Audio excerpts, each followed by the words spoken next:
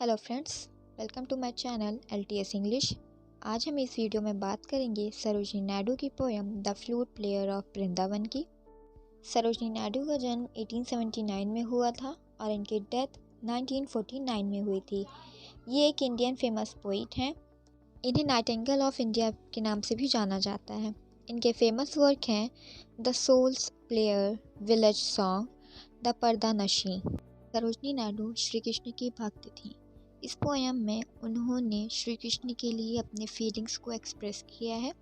तो चलिए हम लाइन बाय लाइन समझने की कोशिश करते हैं। Why does it thou play the matchless flute neath the kadamba tree. Thou का मतलब होता है तुम और मैचलेस का मतलब होता है अतुल्य। सरोजिनी नायडू श्री कृष्ण से कहती हैं कि तुम अपनी अतुल्य बांसुरी बजा रहे हो कदम के पेड़ के नीचे।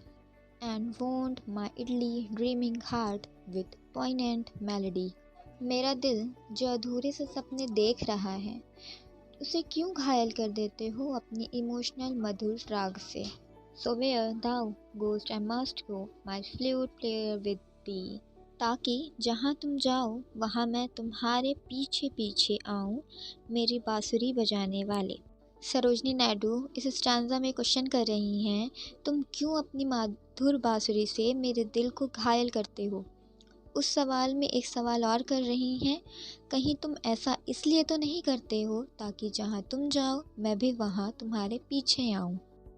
Still must I like a homeless bird wander. फिर भी मुझे एक भयकर चिड़िया की तरह भटकना चाहिए। Forsaking all the earthly loves and worldly loves that held my life in thrall।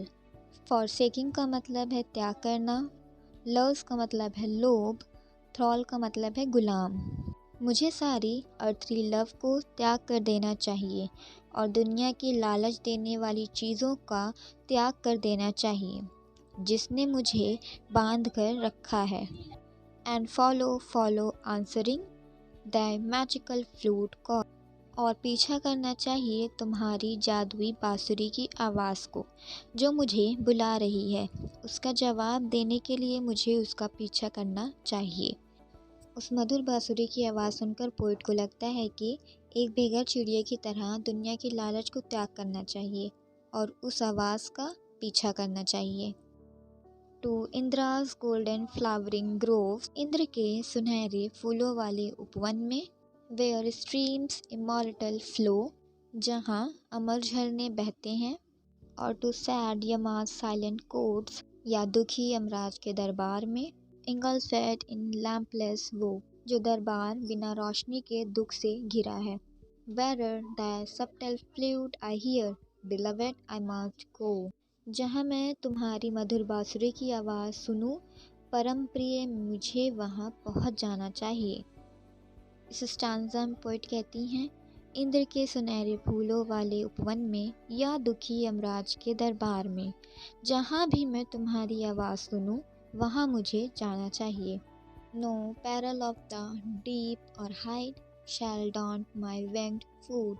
न गहराई का खौफ न ऊंचाई का खौफ मेरे पंख लगे पैरों को डरा सकते हैं। No fear of time unconquered space, a light untravelled rule. धरती के पार अंतरिक्ष में ऐसी जगह है जहाँ टाइम भी हार जाता है, टाइम भी उस जगह पर कब्जा नहीं कर पाया है।